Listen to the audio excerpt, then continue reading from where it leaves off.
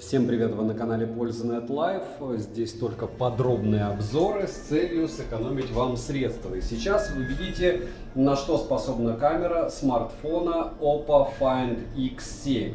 X7 Ultra мы уже также гоняли, и это у нас обзор одним кадром. Разумеется, я его снимаю уже после основного обзора. Спойлер, после утопления, а я этот смартфон топил, хотя топить его нельзя, он еще живой. В тех же самых условиях смартфон, который можно топить, ZTE Nubia Z60 Ultra, утонул и умер у меня через 2 минуты использования. Восстановлению не подлежит. Этот смартфон даже снимает. Насчет микрофонов я проверил, что работает все так же. Сейчас я снимаю на ультраширик. Какое-то время покажу вам. Вот смотрите, разница по цветам. Ультраширик, телевик и основа. Разумеется, в подобных условиях надо снимать на основу.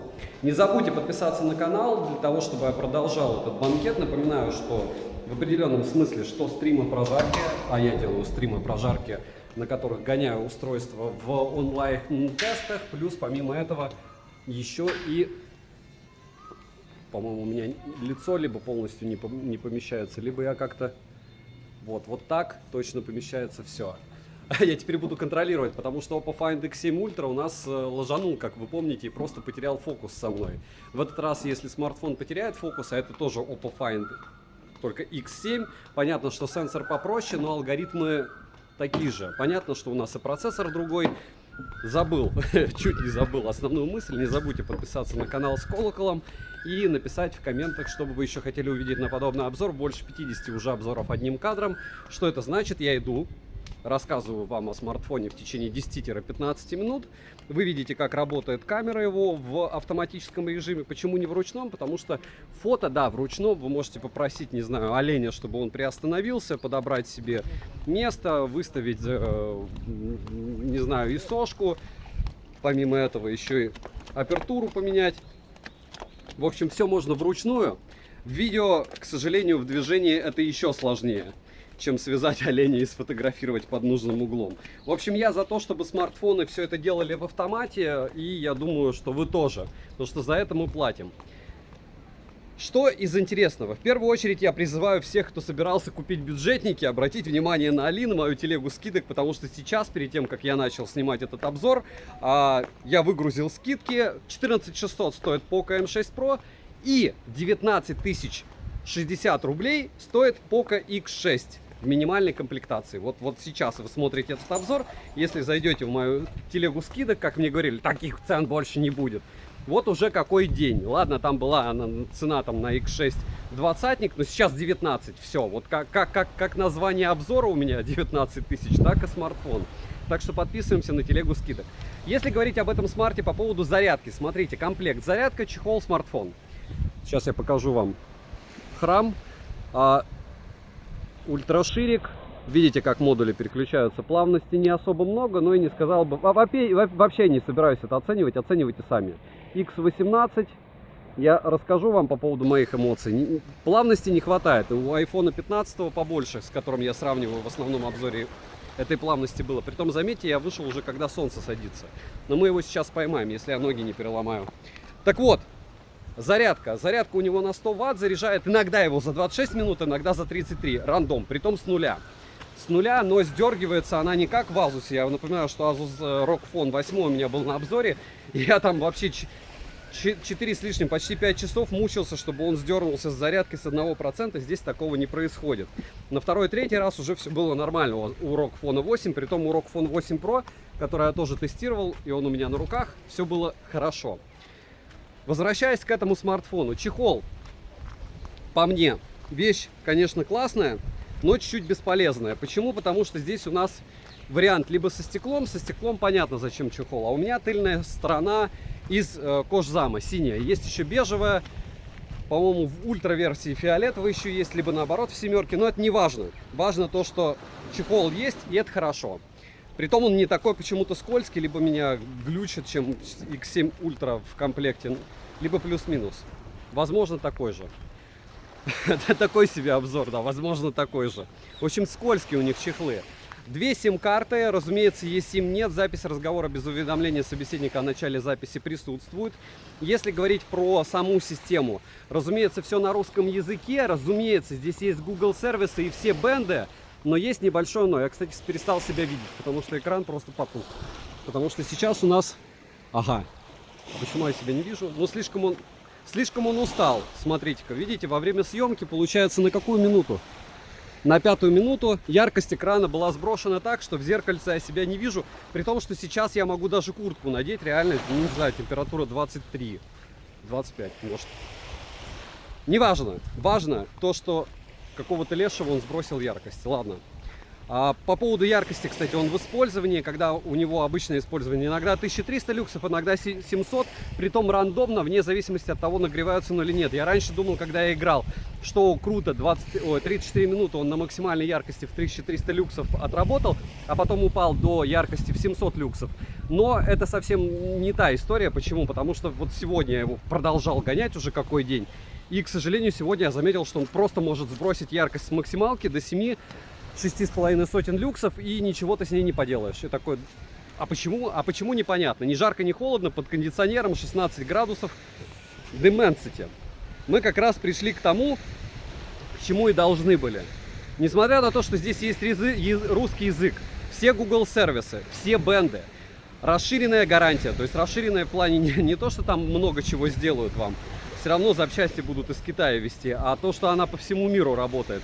И это, скорее всего, значит то, что оповских смартфонов подобных в глобалке не будет. Все, экран просто потух и показывает мне время. Но это уже их программная фишка.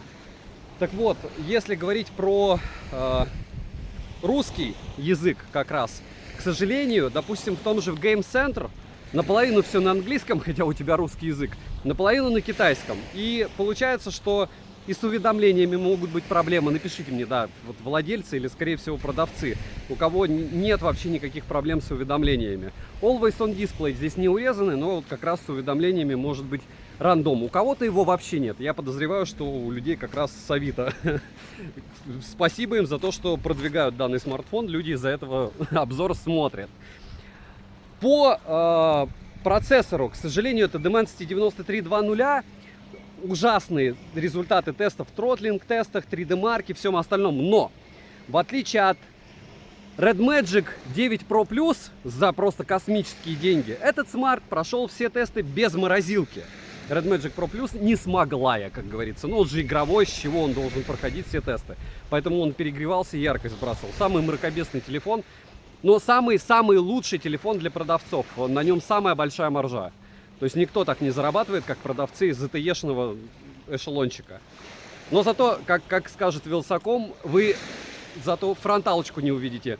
И внешние камеры, в отличие от подлых Asus'ов с нормальной относительно камерой Red Magic'а, в тыльную часть корпуса спрятаны. Но этот 9320 прошел все тесты не очень хорошо. И как раз то, что не очень хорошо, и говорит о сбросе яркости до 700 люксов.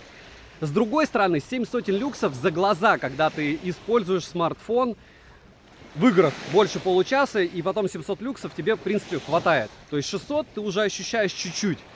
На контрасте 1300 люксов, как он дает, в максимальной яркости, и 700 люксов.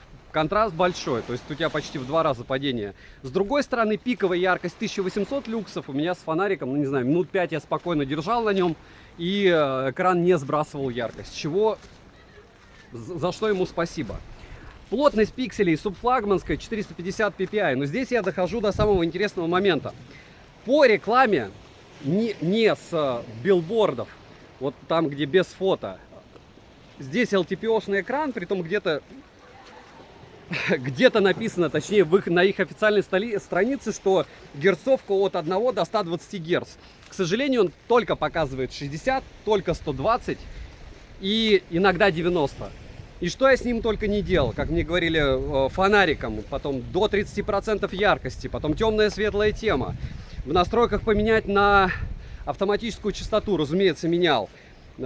Вот все, что я мог, я делал, я не увидел ни разу 1 Гц. Для примера, ну, у каких-то оповских смартов, как мне говорили, появляется 1 Гц, либо отличительное от 60 или 120, как раз как LTPO и должно работать. в разных особых условиях. Все эти условия я провел, так что здесь LTPO, которая ведет себя не как LTPO, и поэтому в PC-марке выдает довольно не суперские значения, и в принципе в PUBG New State она поедает 26-27%. Это не космос, но и немало. Вот, но опять же, смарт-то не игровой. Про процессор рассказал про то, что тесты проходят плохо, но в отличие от некоторых третьих-вторых эшелонов, он проходит их даже на Dimensity 9320. Переходим плавненько от процессора и экрана к чему? Правильно, к камерам. У нас здесь есть телевик X3, у нас есть основной модуль и ультраширик. Притом телевик перископный, к телевикам у меня субъективное отношение из разряда портреты, как говорят, вручную можно сделать в Pro режиме. У всех смартфонов это по-разному называется. А если у вас этого нет, то вы можете Google камеру, либо какую-нибудь другую камеру скачать, их миллиард, и вручную все выставлять. Так вот, если это делать, перископ при любом раскладе не будет очень хорошо отрабатывать. Все это довольно относительная штука, потому что модуль здесь относительно X7 Ultra основной, к моему несчастью, значительно меньше. Рисует этот смартфон фотографии, по моему наблюдению, так же, как Oppo X7 Ultra. То есть у вас не будут натуральные цвета, у вас не будут цвета, которые вам нужны. У вас будут цвета, которые хочет смартфон и опповская компания видеть. Вот. И если говорить про телевик, он здесь не самый плохой, я бы сказал, хороший. Ультраширик на уровне не очень, основной модуль неплохо. Все может снимать с основного 4К 60 FPS, можно переключаться между модулями. К сожалению, нельзя переключаться с Oppo Find X7, как на Samsung.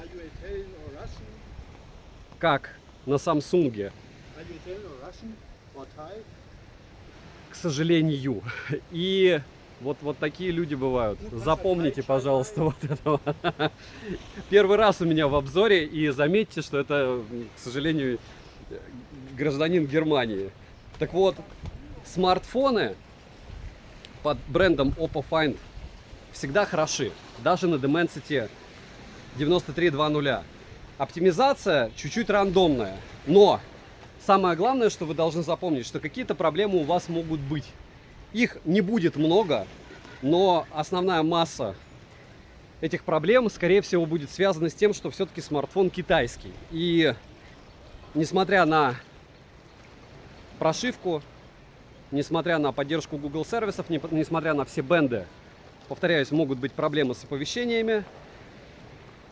Хорошо, что у меня все-таки обзор одним кадром получится, а не переснимать, потому что я уже, наверное, говорил 13 минут. И для чистоты эксперимента, а то солнце уже ушло. Телевик X3, X6, основной модуль X1. Помните, что бесплатный сыр бывает только в мышеловке. Смарт классный.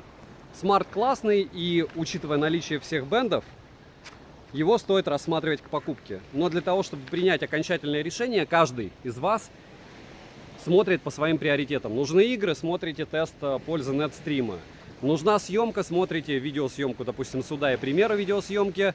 Нужны фото, скачивайте у меня и у других блогеров, кто это дело купил. Хотя, опять же, не особо выгодно его покупать. Почему? Потому что и продавать не особо выгодно. Вы прикиньте, с флагмана там за 90 тысяч какая маржа. И какая маржа с флагмана, с субфлагмана за 50. Разумеется, лучше продать тот, который 90.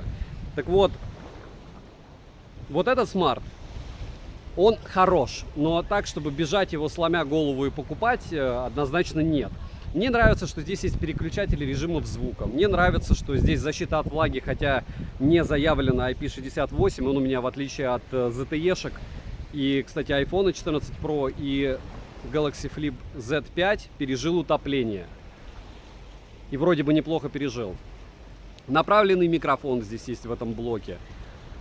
Наверное, такое неоднозначное мнение у меня по поводу него, по той причине, что я начал копаться с этим LTPO, это раз. Два, что в игровом режиме еще и китайского очень много. Ну и 3, завышенное ожидание по фотографии, потому что сенсор на основном модуле все-таки решает.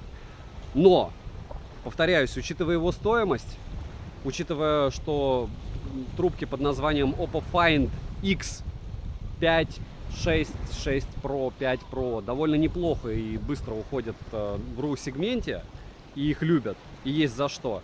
Я его рекомендовать могу к покупке, но обязательно посмотрите полный обзор, обязательно скачайте все фотки, потому что, к сожалению, я считаю, что процент здесь неудачных фотографий очень высокий у него, хотя я даже выбирал. И я в этот раз не прям все выгружал, уже очень много неудачных фоток. Подписывайтесь на канал с колоколом, не берите пример с немецких граждан. Первый раз за 1,5 года мне мешают записывать ролик. Очень некультурно. Я его найду. Добра и удачи вам, дорогие друзья.